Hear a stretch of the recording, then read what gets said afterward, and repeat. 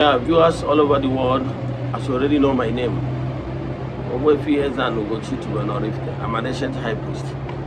I better come update Wasalo Odinana Restoration Evangelical Mission.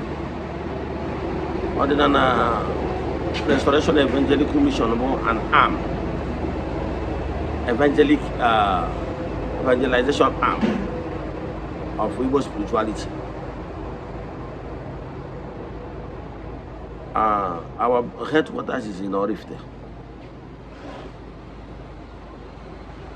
Our mission is to propagate the gospel. Ikowalonde mmadu ihe bụ Igbo spirituality and what they will do in order to become a good adherent. Na-enye aka na mgbaziri yala evangelization. Currently, we are using many social platforms like Ezeoku TV.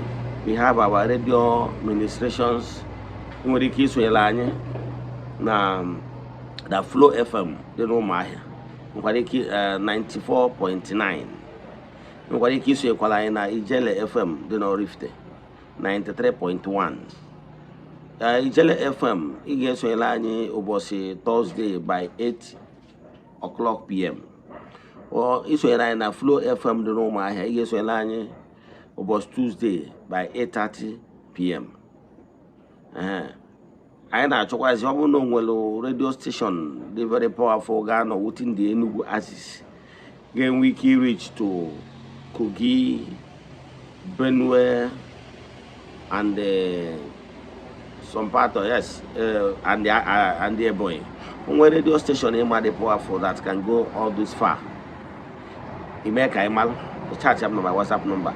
Our mission is to cover all Igbo speaking communities and towns. That is our mission. Now, Kayako one of them, but here we able to Odinana as evangelical arm of Igbo spirituality and Igbo consciousness. Onya behind them. Of course, Yemaku, Aiwa, no social media. Yes. Here, Motakwazi Basarambas Uzai and the Restoration Evangelical Mission with the page. Is where I, Mokaynes Yelmungabo, the founder, Ogbuefi Eze-Ana Ugochitubelu and Oraifite. Then God and Nacho can call Alagabona. Obukande Cholo for physical visitation. Yes, I'm always available to counsel you, to advise you, to pray for you, and give you all the support I'm supposed to give you, both physical and spiritual support. A man of Gabo was Friday, every Friday. My session starts by 10 a.m. to 2 p.m. Then after the counseling, I am in the workers called ones. They get good question and was then you never free. You can just got an opportunity to present our altar, white altar to pray. I go see him. Better get one no. You want what you open again, make it take the land to us. Feel and create woman, or no hope are lost. No. Oh, you could see a question. Oh, what don't know the hack and joke carry on the game today, they're smiling.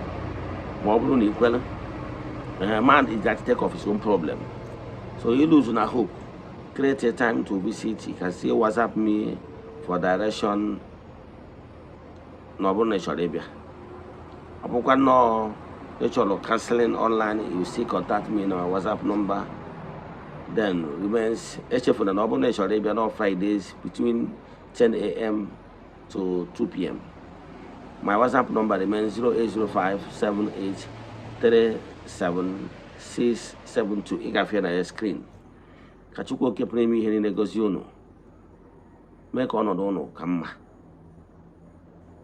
Bidu Ugbu a ruo mgbe niile ebi. Ya gazie udo dịrị unu.